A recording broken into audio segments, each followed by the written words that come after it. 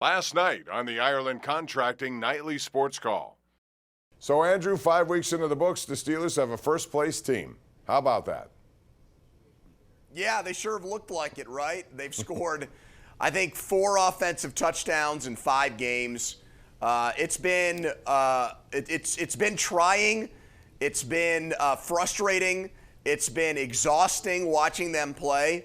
But they tend to make fewer mistakes than the teams they're playing against. They either get blown out, which has happened twice, or they get into these games where it's more about the mistakes the other team makes than maybe the plays they make. Now, with this game, however, you got an 80-yard drive at the end by Kenny Pickett, George Pickens, and people, and huge defensive plays by guys like Joey Porter Jr., Alex Highsmith, and T.J. Watt. But overall, Bob, they're 3-2 because in 3 wins, the other team was like, oh, no, we don't want to win this game. Go ahead and take it. Yeah, and if you look at their differential when it comes to points, they're minus 31. That's the worst of any team that has the lead in their division. So to your point, they have gotten blown out by some of the better teams.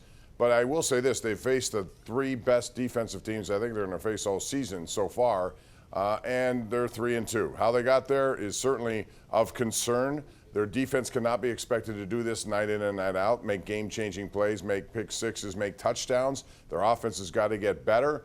And I was encouraged by the second half, especially that 80-yard drive. I thought there were some very good plays in there when it was most significant. I thought the first quarter, it still was a lot of the same. The second quarter, a little bit better, but not much. And quite frankly, the Ravens gave this to them on a platter. You don't see 7 drops, especially with veterans like Bateman and Aguilar, who are wide open like that, have the ball go right through their hands. If that doesn't happen, we're talking about something totally different here tonight. Well, yeah, but, and that's true. Lamar Jackson probably deserved a better fate, a better outcome than what he got in this game. But at the same time, I would say back to that, he's now a $260 million quarterback. He's now one of the highest paid quarterbacks in the NFL. He underthrew badly a ball in the end zone to Odell Beckham Jr. that got intercepted. If they run the ball there, they win the game. Simply put, they're going to kick a field goal or maybe even score a touchdown on the ground, and it's going to put the Steelers out of their misery in that game. So that's really on Lamar Jackson. When you're an MVP quarterback, it's not about what you've done for the first 3.5 quarters. What are you doing at the end of the games? And he made a costly mistake that allowed for the Steelers to come back and win this one. Yeah, I think there were a lot of costly mistakes. That was a terrible throw. All you had to do was put it at the outside. Quite frankly, you're right. If they run it, they get a field goal, which puts a lot of pressure on the Steelers. But right before halftime, another basically arrogant play, I thought, or whatever you want to call it, from John Harbaugh, who makes a share of them, not taking 3 points. When you go up 2 scores, 2 possessions, it's a whole different feeling, I think, for the Steelers coming out in the third quarter. And he passed up 3 points when he was in prime position to do it. I don't know what he was trying to do, jump him offside, get a first. They only had 13 seconds left. Take the 3 and be done with it. But he didn't do that. All right. So now let's look a little bit ahead here. I want to get into this topic because I know most people will call tonight about the Steelers and what happened. But the Penguins open up tomorrow night against Chicago. This is an older team. This is a team with a lot of experience but a lot of age on their side. So how do you see this season working out for them? Is this a team that will get into the playoffs simply because they have so much experience and so much high-end talent, or will this team struggle because they do have too much age on their side? No, I think they're going to make the playoffs. You don't make the Erik Karlsson trade to just be a bubble team or try to scratch your way, tooth and claw your way in. You just picked up the Norris Trophy Award winner. You just grabbed the guy that had over 100 points last year. And if you go by what he did last season, you can argue he was one of the very best players in the NHL, even better than Sidney Crosby, who's still in his late 30s, is still a top-notch two-way player and a point-per-game producer. But you made, and you gave up next to nothing to get him. You made one of the biggest moves in the entire offseason. So my expectation is that they will make the playoffs in the Metro and that they will, in the first round, beat either the Rangers, Hurricanes, or Devils. And if they don't do that, then it'll be a season that will cause more major change and headache here, Bob, because I don't think Kyle Dubas took this job And I don't think guys like Sidney Crosby, Evgeny Malkin are looking at this like, oh, we just make the playoffs and that's a successful season because we missed last year. No, they've got to win a round at least and maybe multiple rounds for it to be a good season. And I think they're capable, and I would expect that to happen, quite frankly. I think not just because of Karlsson, because of the other moves he's made. I really think they shored up their defense along with Karlsson. Graves, no one's talking about him, what he means to them. He's a really good player and serves the role of a Brian Dumoulin. And I like Riley Smith a lot. I think they have younger guys ready to play here like Drew O'Connor. I think it's going to be a team that does very well. It all still comes down to goaltending, which we'll talk about probably tomorrow night at this time when they play their first game. Andrew, I want to ask you something that Pat Narduzzi said today, which had me kind of scratching my head with two things. Number one, he was asked about tight end for Phil Jerkovic, and originally he didn't remember if he practiced that way that week. I thought that was strange. But also when he said that Frank Signetti makes the move to bench a quarterback. That doesn't sound like a head coach thing to say. What about you? No, it doesn't. I've never heard of that, where an offensive coordinator has that much responsibility or that much power where he decides the most important player, the guy that really defines who your team is. You take your, you go by what your quarterback does. He carries you. You're defined by that position. And now it's the lieutenant's job. It's the assistant coach's job. I like Pat Narduzzi a lot. He stabilized Pitt. They've had two up until this year. Back-to-back very good seasons, including that ACC championship. But this is a failure on their part. And to now say, don't look at me, blame the – well, can we talk to the offensive coordinator then? Maybe he should be the one doing the press conference on Monday if he's got all the power or the most say in who plays quarterback. Yeah, I think they really have to worry about their defense too, because it is giving up massive yards and points in games against teams they're going to have to deal with, like ranked team like Louisville coming in this week. All right, let's get to the lines. A lot of people want to talk. We'll begin with Roland in Castle Shannon. Hello, Roland. How are you? Roland. What up, Roland? Roland, are you there? We scared him off, Bob. I guess we got too did. excited. All right, Roland, sorry about that. Let's go to Greg in Newcastle. Greg, how are you tonight? Oh, pretty Hi, good, Greg. guys. Doing excellent. I enjoy the show, and Andrew and Bob, you do a great job on 93 The Fan. I follow you guys on their radio show. Got a quick observation to make about the offense. I notice from time to time you guys talk about scheming in the offensive coordinator, and I'm wondering, I know we got talent. I know there's speed on the team, and we got some decent tight ends.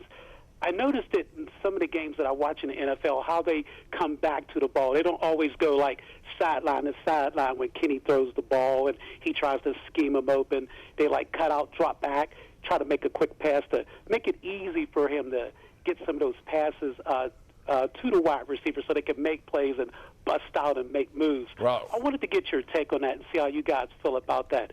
I think they can scheme a little better. I do think that'll help their offense. And I'll hang up and listen to what thanks, you got Greg. to say. I agree. Scheming is not what it should be. They leave half the field open. The middle of the field is always open. If you look at the passing charts every single week, and notably last week against C.J. Stroud, who used the middle of the field, albeit many screens in the middle of the field, but they used it. Andrew, they still don't use the middle of the field the way they should, and I realize they don't have Deontay Johnson and Freiermuth, but when they come back, I would certainly hope that they start doing that. I think they fell back into old habits. I looked at that game, and even some of the throwaways by Kenny Pickett, where no one could catch the ball, they were not only out of bounds, but they were way out of bounds. It reminded me of what I saw early in the season with Mitch Trubisky at quarterback, where they're just so afraid to turn the ball over. And Mike Tomlin even said as much after the game when he asked why they've been able to beat the Ravens, and he said, they've been giving the ball away in this rivalry, and we haven't.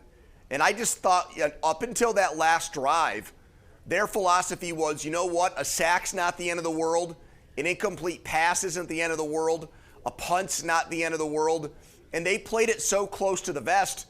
By all rights, they probably should have lost the game with that strategy, but I guess to Mike Tomlin's credit, he waited the Ravens out, and eventually they didn't make enough plays, and that conservative approach of not attacking the middle of the field, not being aggressive, not using a lot of play actions and trying to bait them into plays and taking shots other than back shoulder fades.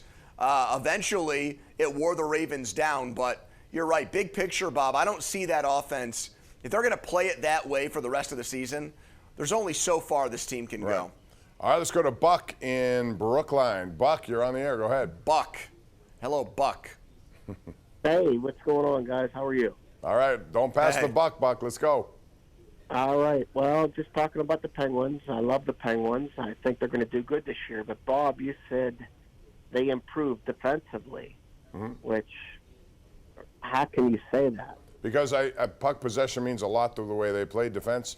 They have guys like Letang and Carlson who get them out of the zone quickly, and they have two guys who can complement that, and you need that. When Letang was at his best, you had Dumoulin cleaning up. He was the Ryan Clark to the Troy Polamalu. He was the Terrell Edmonds to the Minka Fitzpatrick, if you know what I mean. He's good at that, and so is Marcus Patterson, who I thought had a very under-the-radar year last year. I think those two guys can serve that role, allow those guys to do their thing, and I also think P.O. Joseph another year is going to help. Ruido, you know what you have with him. They go 6-7 deep. That's good enough for me, but again, to me, Pony, the way they play defense is by taking the puck out of the zone quickly and getting to their offensive game. But I always concern myself with the odd man breaks.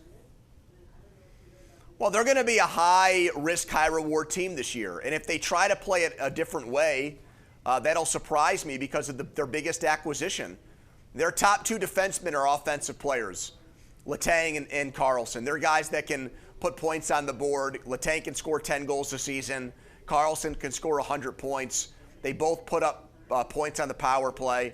Yeah, I mean, they're not going to be a team that tries to win games 2-1. They're trying to win games 4-3. And that's really been the story of the Penguins since Mario Lemieux showed up in town. They want to outscore people.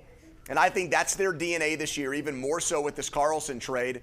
They're not true defensive defensemen. They're guys that play with the puck and generate offense for their teams. Right, and sometimes the best way to do that is by possessing the puck, so you don't have to worry about what goes on the other end. I absolutely think that's going to be their DNA. The window is closing. It's still open, and they want to take full advantage of that until it does firmly close, and that's why they made those acquisitions. Let's go out to Brandon in Uniontown. Hey, Brandon, what's up? Hey, Brandon. Hey, how you doing, Bob? How you doing, Andrew? Nice Good. to talk to you tonight. Hey, thanks. Yep. Hey, I just wanted to ask you, when are we going to be done with all this gunner ordeal on the outside as a wide receiver? And number two, I'd have to agree with you wholeheartedly, Bob, with the middle of the field. I mean, this is getting monotonous. We are one of the most boring teams in football right now. And I'll just hang up and listen to your comments. Thank you for taking my call. Thank you, Brandon. But as far as Gunner is concerned, I scratched my head over that one, too, and I realized why he was in there yesterday. They did have the option of Desmond King. They chose not to use him there. He's had history there, Pony. But, I mean, he's touched the ball very infrequently. But when he has this year, he's made glaring mistakes. The tiptoe, toe dance, Fred Astaire thing on the sideline, which didn't make sense, and fumbles. And Rodney Williams had to make a tackle there on that fumble recovery that saved the game, honestly, and he needs to get more credit for that. That was a huge play after Gunner put Piggy on the ground there in that sequence. Bob, I was going to ask you along those same lines about Canada. You were watching the game with Chris Hoke. What was his take on Canada deadpanning the George Pickens touchdown? No emotion, no reaction whatsoever to a play that gave the Steelers the lead for the first time on Sunday. That was strange to me. Strange unless you have, I guess, been through what he's been through. And, What do you mean by that? Well, because if you're in a situation where you are being called out for just about everything you do, and it goes to me over the line at some point, when something happens, sometimes your reaction is not what you expect it to be. It's not jump for joy. No, it's like, man, finally, something happens, and you're not as animated as maybe some should say. But I also believe that he had other things on his mind there. I think he was thinking about what they were doing next. Tomlin may have told him, hey, we're going for two, which they did. He's thinking about another play. There are a lot of reasons, and I think it's a little unfair to judge what was going on in that moment that way, and I think Chris had the same feeling. I just thought it was weird. I don't think he deserves to be criticized for it at all, but that would not have been a natural reaction, I would think, for an offensive play caller who, after 3.5 quarters of hitting your head against the wall, finally the dam breaks and you get a big play. And if you listen to guys like Jaylen Warren Kenny Pickett, even Mike Tomlin after the game, it sounded like the call got changed. And I give in a way credit to Matt Canada that they're giving Kenny Pickett the latitude or the freedom to change the play in that situation. That's a good thing. But when you hear them talk that way after the game, maybe he was in a state of shock, Bob, because he didn't think there was going to be a long pass play downfield there based on the call that he set they were practicing for that given moment. They were practicing for that situation all throughout the week. So maybe they were expecting it. And, I don't know. To me, it's kind of grasping at straws, trying to figure out what was in his mind at that point. All I know is they got a touchdown, they won the game, and that should take some pressure off for now. And if you want to get your opinion heard, don't forget to tune in to the Ireland Contracting Nightly Sports Call tonight at 10:35 on KDKA+. So give us a call at 412-575-2600. We do it every night after the 10 o'clock news. For CBS News Pittsburgh, I'm Bob Pompeani.